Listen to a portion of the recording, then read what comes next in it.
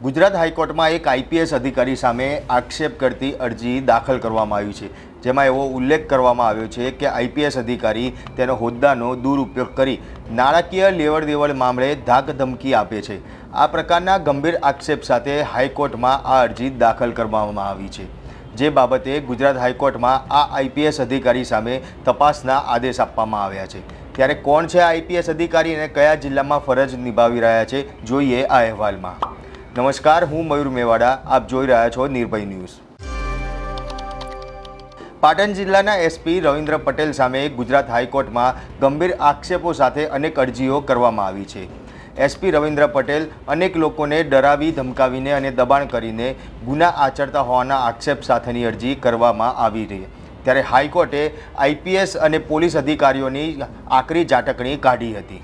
કોર્ટે એવી પણ ટકોર કરી હતી કે આઈપીએસ અધિકારી પોતાની જાતને કાયદાથી ઉપર સમજે છે, તેમની રાજકીય વક ખૂબ જ ઉચ્ચ સ્તર સુધીની હોવાનું જણાઈ આવે છે, પરંતુ કોર્ટમાં તેમની સામે કેસ ચાલુ છે છતાં પણ પોતાની દાદાગીરી કરી નિર્દોષ લોકોને ધમકી આપી રહ્યા છે।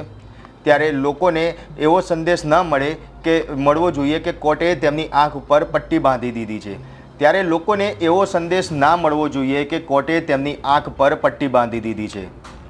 કોઈ પણ આઈપીએસ અધિકારી હોય તેની સત્તાનો જો દુરુપયોગ કરી લોકોને કનડગત કરી શકે છે, તો કોર્ટ ગમે તેવા લાગવત ધરાવતા આઈપીએસને તેની ચરબી પણ ઉતારી શકે છે।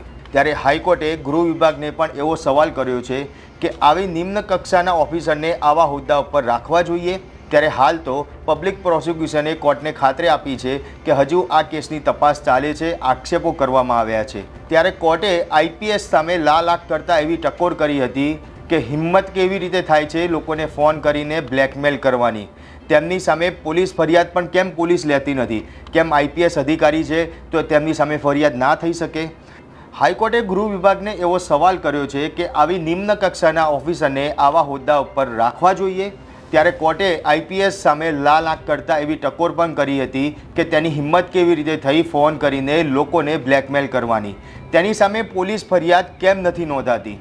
ત્યારે હાલ તો કોર્ટે આ આઈપીએસ અધિકારી સામે ઇન્કવાયરી સોંપી દીધી છે। ત્યારે આપ શું માની રહ્યા છો કે આવા અધિકારી સામે કેવા પગલાં ભરાવા જોઈએ તે કોમેન્ટ બોક્સમાં જરૂરથી જણાવજો અને અમારી નિર્ભય ન્યૂઝ ચેનલને લાઇક, શેર અને સબસ્ક્રાઈબ કરવાનું ભૂલશો નહીં। આભાર।